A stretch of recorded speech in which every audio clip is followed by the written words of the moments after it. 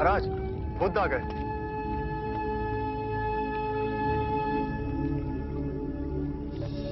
प्रणाम। एक विनती है आपसे। कहिए राजन।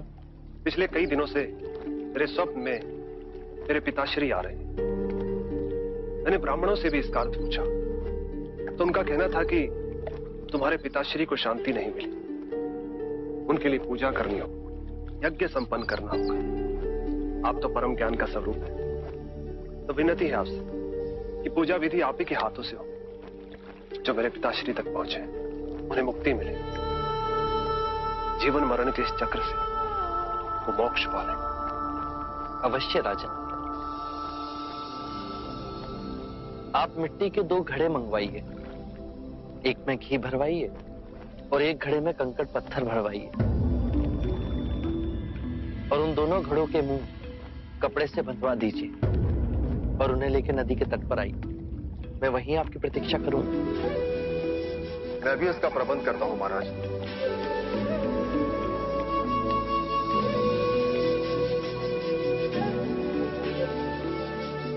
महाराज, अब आप इन दोनों घड़ों को पानी में डाल दीजिए।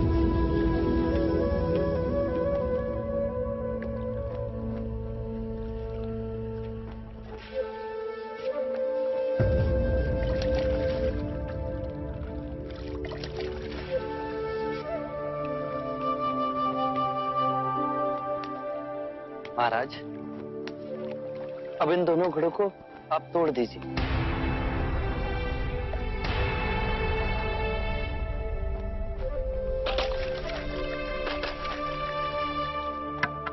महाराज, अब आप ध्यान से देखिए कि ऊपर उठ पानी पर तैरने लगा।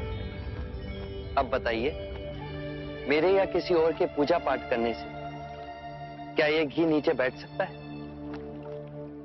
असंभव।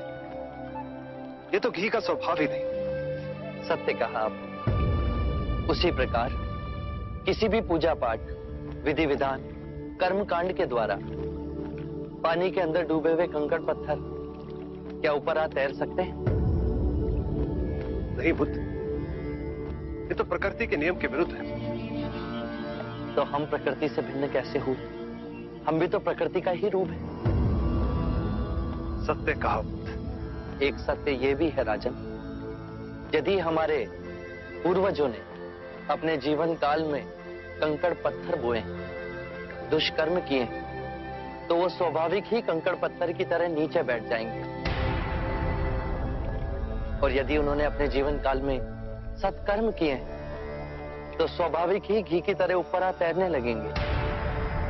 जो बोएंगे वही काटेंगे। परंतु इस शरीर रूपी जीवन काल में ही नहीं, अपितु इस शरीर रूपी जीवन काल के पश्चात वाली यात्रा में भी हम जैसे कर्म करेंगे वैसा ही फल मिलेगा। अब बताइए, इस प्रकृति के नियम को कोई पूजा पाठ, कर्म कांड, विधि विधान, यज्ञ हवन मिटा सकता है? राजन, मैं भी इसको नहीं बदल सकता। केवल अच्छे कर्म ही मनुष्य की मुक्ति का द्वार खोलेंगे। ये कैसी तलवार है आपके हाथ में, जो एक क्षण में सारे झूठ काट केवल ज्ञान को प्रकाशित करती है? ना जाने कितने जन्मों और भटकता में यदि आपकी कृपा ना होती। इस एक क्षण में आपने अपनी अदृश्य तलवार से मेरे अहंकार का सर भी काट दिया। धन्य है प्रभु।